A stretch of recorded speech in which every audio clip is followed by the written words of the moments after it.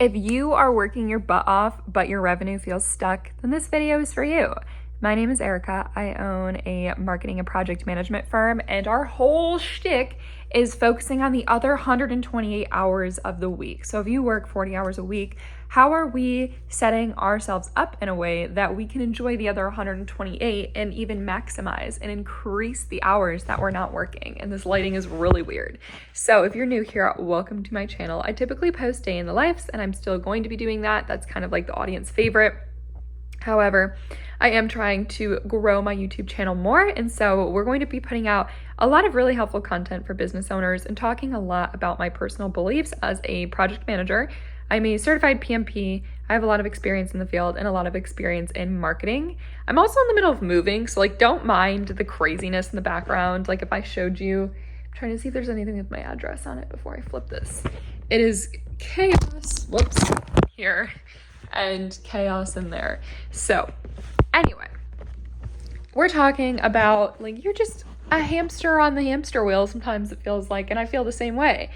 You're working so hard and you love what you do, but you're doing everything. So you're meeting with clients daily, you're creating the content, you're trying to pay your contractors, you're trying to figure out how to resource future projects, you're trying to manage payroll, you're trying to chase down invoices, and you're also trying to be a human. So you're trying to go for a run, walk the dog, cook yourself good meals, take care of yourself, keep your apartment clean. That's something that's so hard for me. Make time for your friends without making them feel like you're penciling them in, calling your parents, calling your siblings, traveling, taking the trip, being in a relationship. It's insane. How can anyone live like this? Your business is bottlenecked, and it's bottlenecked by you. And here's how you can tell. So I'm going to make breakfast, but let's talk about the ways you can tell that you're bottlenecking your business and kind of getting in your own way and creating these problems for yourself. All right, so how can you tell that your business is bottlenecked? Sorry, moving my email over. Obviously, you're overwhelmed. And you're going to get overwhelmed in your business, right? That's kind of a no-brainer. Another one is that to-dos keep getting pushed. Just naturally, things just get moved to the next week, or you're this happens to me sometimes. I go through bouts of this where I'm okay, this to do, and all of a sudden I've moved it for 4 weeks in a row, and I'm and sometimes the client doesn't even care about it, so sometimes that is an effective strategy, but definitely don't recommend. You're also starting to drop the ball. So you're starting to drop the ball in things that you never really did before. This is gonna get loud. The joys of it.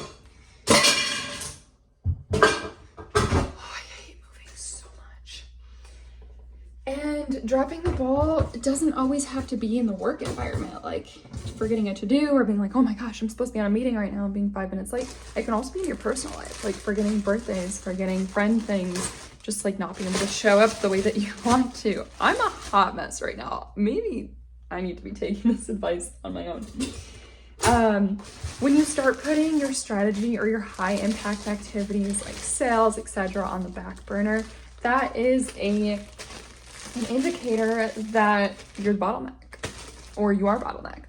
And then if you genuinely have no idea how you could possibly take on any more work right now, you're bottlenecked. So what do we do about it? The problem typically is that you are really great at delivery, so you're injected in every piece of delivery. And here's why being so great at client delivery can become one of our biggest weaknesses. Firstly, your clients love you, which is awesome, but you become a freelancer or a contractor to them instead of a business owner. It becomes harder for them to make that distinction. Growth will naturally stall because everything depends on you getting the work done, and your calendar is fully booked with client delivery and client calls, so you don't have time to block for strategy, for sales, for marketing, etc., or even a walk for yourself outside.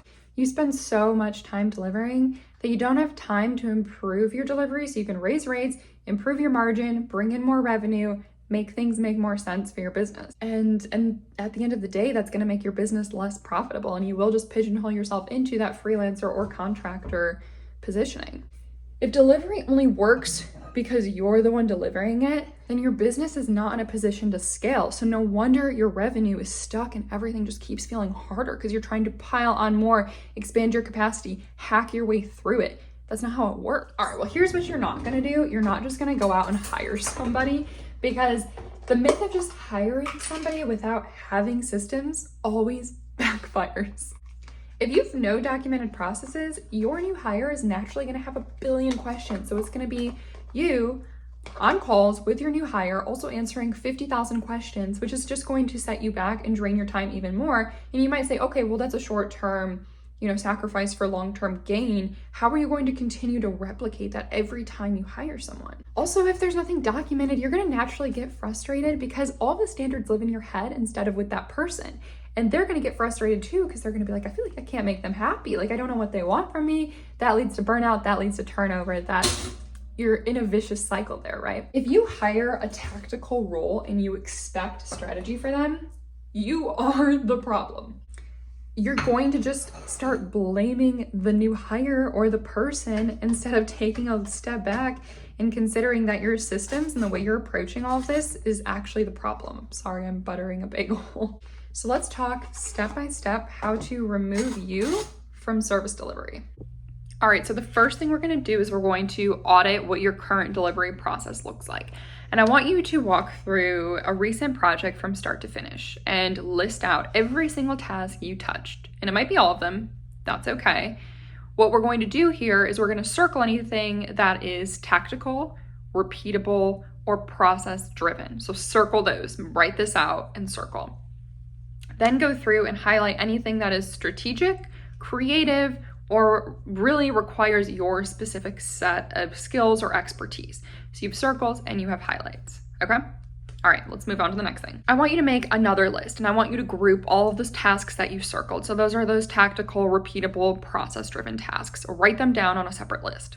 And then start grouping them together. So like, can you group certain tasks into the onboarding or the project kickoff, into the kickoff, the project kickoff itself, just standard delivery, project closure, project wrap up? How can you group those tasks together? Then starting with one phase, I would start with the first phase and you can work your way through. You're gonna create processes or standard operating procedures for each task. I would create one SOP for every single output. So even if that's like, you're like, okay, well, content planning. Well, content planning has to do with like what? Research, brainstorming, plugging it into the tool, measuring it, etc. All of those should have their own SOP, and then you can have an SOP library, but that will make it much easier when you're delegating to somebody in the future. I would also use tools for this. So I would use things like Loom if you need to do a really detailed video walkthrough, or ScribeHow. So I'm gonna put a link to ScribeHow in the description. I use this all of the time, but it's literally, so it's a Chrome extension. So you need Google Chrome to use it, it's free.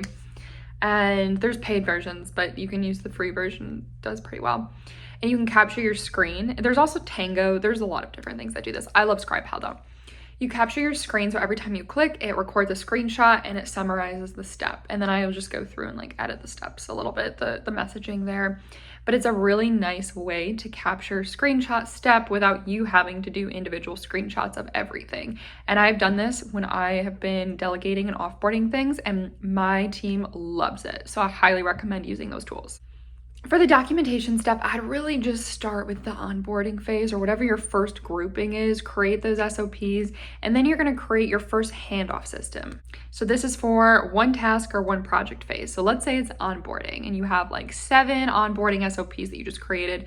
Now we're gonna create a handoff system. So when you look at all those SOPs, you have to think about how they work together, how that workflow is created. So I would like to do like, what do you call those? A flow chart to show the workflow. And then that helps me look at it and figure out what can be automated. Like, okay, what does not need to even be touched by a human? What can we automate? And does it make sense to, pay for an automation tool if we need to? There's things like ClickUp, link for ClickUp below as well, where the free version has automations you can use too. So it's kind of figuring out like where your money is best spent at the moment. And then before you really cement it, test that automation, test that workflow with a team member. So do a little testing of your delivery handoff system. The next step is to train and empower your team, whether these are full-time employees or contractors. It's really important to let them own your system with the SOPs as the guide, with the workflow as the guide. Encourage them to flag gaps or things you've missed in your SOPs, because I promise you, you're not going to get all of it in the first pass, but that's okay, because the people that are living it, and especially living it through a different perspective than you, are going to be invaluable in helping you complete those and make it a repeatable handoff system in the future. And that leads us to the next step, which is building a delivery framework that other people can follow. And this is where you create that scalability in your business. So you need to create a standard approach on how your business delivers results. So that's when you go back to those groupings. So we just talked through the onboarding example, and you do the SOPs for all the different groupings, the workflow, the testing, the implementation of the handoff systems for all of those different groupings. And then that becomes one very large client delivery framework. And it is standardized, which is the hack to sustainability and scalability. So think timeline, milestones, communication, cadence, file naming, reviews, all of that goes into this. And then you can get a little bit more fancy with it. So the next step is productizing your services. So this is when you reduce custom labor by creating packages instead of just kind of like ad hoc custom work. You create packages that people buy into, and then you can have little add-ons, and that's a really great opportunity for an upsell to make them that custom piece, but you have that standardized package. Define what's included, what's not, and how long each part takes, more so for internal than external. It will benefit both, but really defining what's included, what's not included, how long is each project phase going to take, or each part of the package going to take, that is going to help you, one, resource your projects accurately, and two, help your resources on the project deliver on what they need to. So then you carve out weekly CEO time. So what I do is I have 2 hours Monday through Friday. Mondays are my CEO days, so this is high-level visionary thinking. I typically save the last 45 minutes to go do something for myself. Tuesday, Thursday is sales and partnerships, and Wednesday, Friday is marketing and content. And I go do not disturb, tunnel vision on my work, and I've been having issues this quarter honoring those times. So I'm going through this process that we just outlined here on the client delivery handoff so I can reopen and reopen those time slots for myself during the week, because this deep work is so essential to us as business owners. And finally, there's a repositioning that needs to happen. So you're currently positioned as the expert, as the SME, and you need to reposition yourself as the leader, the visionary, the strategist. This is very important. You also need to reposition that in your own mind, which is something that I'm still working on. You need to show up where your expertise is going to create the most value. So for a lot of us business owners, that's in the revenue, whether it's sales, whether it's being the face of the brand on TikTok, whether it's going out to marketing events. So that's the step-by-step process and how you're going to remove yourself from client delivery. So now we talked about that, let's talk about what tools are going to help you get this done and what tools are not going to help you get this done. One is a centralized project management system. I'm going to preach ClickUp all day long. Links in the bio, but there's a million others you could look at. I already said it, Loom and ScribeHow, anything that helps you document those processes faster and more accurately and clearly. The fourth is some type of invoicing tool or CRM. So I've been using Honeybook to catalog all of my leads, automate proposal follow-ups, automate my onboarding, and have a nice organized CRM that shows where everybody's at in the pipeline. Next is Google Workspace. So paying for those domains so everybody has a shared email, having the Google Drive with the additional storage so you can store assets, photos, access, all of those things. Zapier, so you can set up automations between things like Honeybook and ClickUp, your Google Drive and ClickUp, Google Drive and Honeybook. And then the last one is Calendly to help you organize your time. So this helps me with sales, where people can book a sales call with me, but they can only book it during the time slots that I have set as available. And this is helping me protect those deep work blocks. And if you want to take Fridays off, you make Fridays busy on Calendly. Nobody can book on a Friday then. And then you have, maybe you only want your sales calls on Monday mornings and Thursday mornings. I try to keep my availability a little bit more open, but to each their own. Okay, so what tools don't help? First of all, having multiple project management tools. You need to pick one. You're one and done here. There is no such thing as having multiple. There's no argument in the world that can convince me you need more than one. 2, tools that you're not fully using. If you are using only 10% of a tool, get rid of it. You're done. You don't need it. There's something else that can do that and more for you. 3, CRMs that are too big for you. If you have like 5 leads a month, you don't need to be paying the enterprise version of HubSpot. You could probably get away with a spreadsheet there, but something like Honeybook that's $30 a month is going to make more sense for you. And then too many communication channels. Again, same thing as the project management tool, and like ClickUp has a chat function in it. I would just say use that to keep everything as consolidated as possible. But if you're gonna use Teams, use Teams. Don't be using Teams, Slack, Google Chats, etc. One communication channel. So here's the bottom line. You're gonna standardize repeatable work. You're gonna delegate without quality loss. You're gonna track progress at a glance, and you're gonna protect your time and energy as a business owner and actually start acting like the CEO that you are. You are not lazy. You're just ready to lead, and we just laid out the entire blueprint of how you're gonna step into leading. So if you are having a hard time wrapping your brain around like, how can I create these processes? This is so much. Relax. 1, I have a free offering for that. 2, I'm here to help. So the task management application is below. What that is you fill out the form, you kind of tell me what you're dealing with, and I help you with 3 to 5 quick wins. I'm not going to implement them, but I'm going to help you diagnose them and kind of set you on the trajectory that you need to be on. You're probably going to run with that for a few weeks, and then we're going to circle back and we're going to have a little chat. So do that. Subscribe for more. I am heading on a vacation. I'm planning to still post next week, but I don't know what it's going to be just yet, so might not be a vlog is what I'm getting at, because I'm not going to be around, so it might be another one of these sit down videos. We shall see. But I hope this helped somebody out there, some struggling business owner who just feels like they are stuck, but everything is getting harder. I feel you. I feel for you. Take this, implement it, comment below any questions you have or anything that you want to add on. Love to hear it. So thanks for watching. Bye.